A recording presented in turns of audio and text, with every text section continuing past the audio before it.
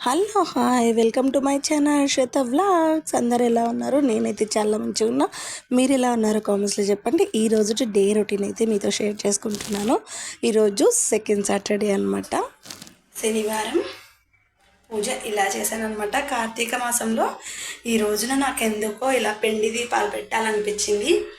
7 పిండి దీపాలు అయితే పెట్టాను అనమాట. 7 కొండల వాడికి 7 పిండి దీపాలు అన్నట్టు పెట్టాను.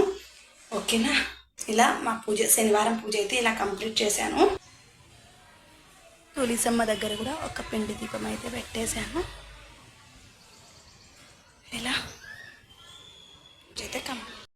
ఓకే, ఇంకా టిఫిన్ అయితే ప్రిపేర్ చేస్తున్నా. ఇప్పుడు అసలు ఈరోజు చాలా హడావిడిగా ఉందన్నమాట. ఎందుకంటే నిదానంగా చేశాను.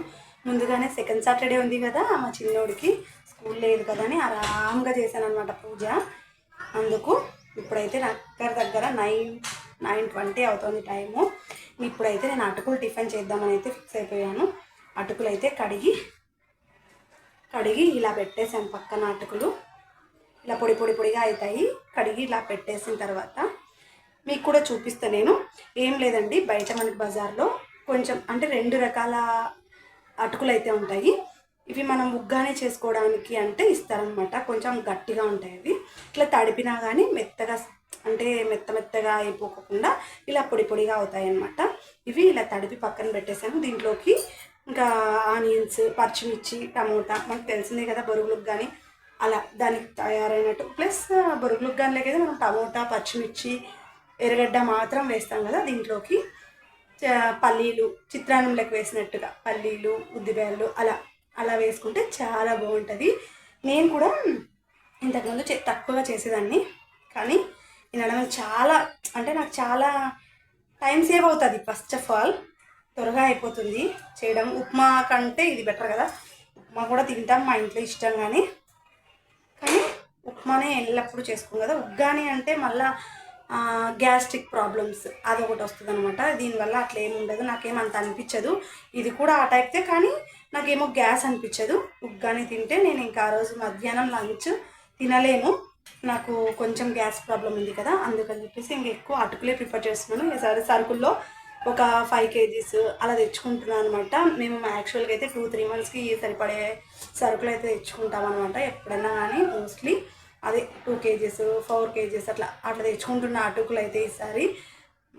అందుకు ఇప్పుడు అటుకులు చిత్రాన్నం అనొచ్చు, ఉగ్గాని అనొచ్చు, ఏమైనా అనుకోవచ్చు. దానికి ప్రిపరేషన్ అయితే చేస్తున్నాను. నేను ఇప్పుడు ప్రిపేర్ చేసిన తర్వాత దగ్గరికి వచ్చేస్తా.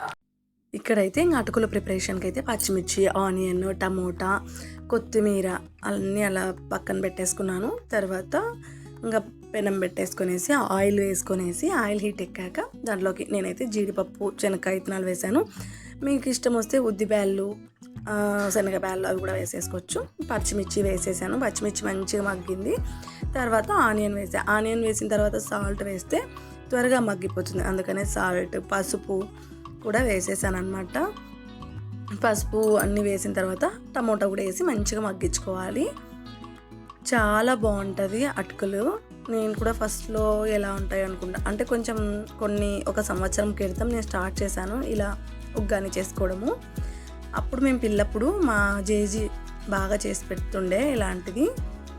అలా టిఫిన్ చేసిన తర్వాత గుడికి అయితే వెళ్ళాను. నా ఫ్రెండ్ వచ్చింది.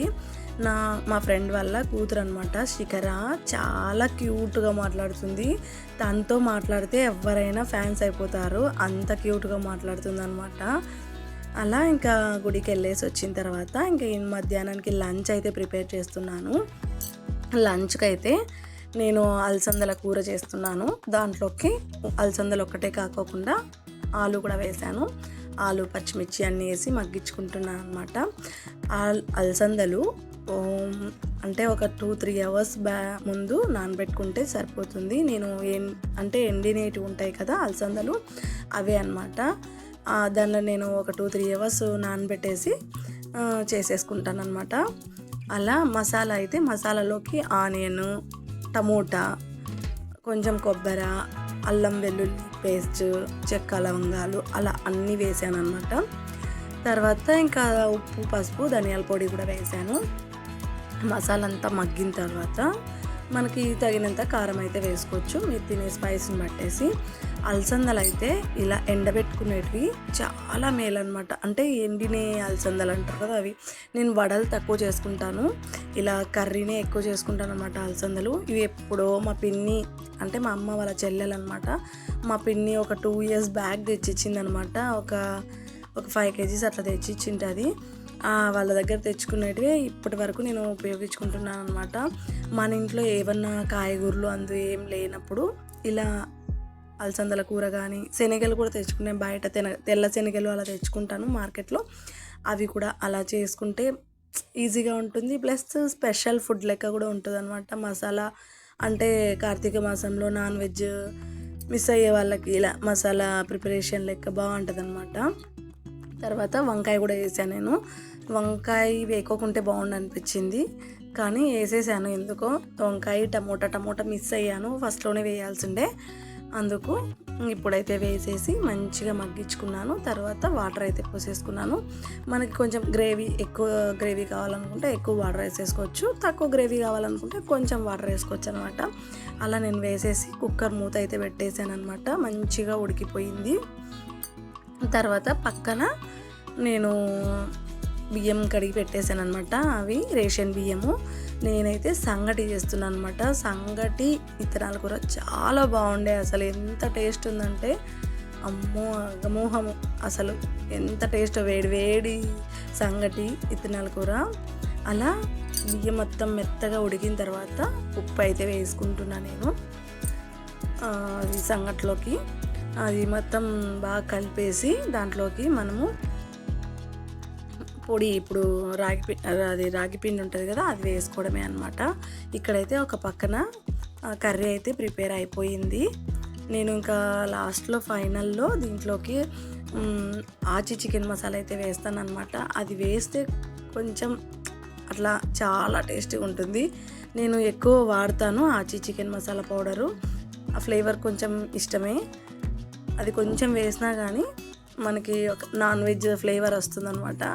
అందుకని చెప్పేసి నేను అది కొంచెం అట్లా వేసేసాను అనమాట. అంతే అండి, విత్తనాల కూర అయితే సింపుల్గా రెడీ అయిపోయింది. విత్తనాల కూర ప్రిపేర్ అయిపోయింది. దాన్ని పక్కన పెట్టేసేసి దీంట్లోకి రాగి పిండి వేసేసాను అనమాట. నేను సంగటి అంటే మేము సంగటి అంటాము, రాగి అన్నం అంటాము, రాగి ముద్ద అంటాము, మీరేమంటారో నాకైతే తెలియదు. అలా దాంట్లోకి పొడి వేసి, నేనైతే తెడ్డు కత్తి ఇలాంటివి అయితే యూజ్ చేయట్లేదు.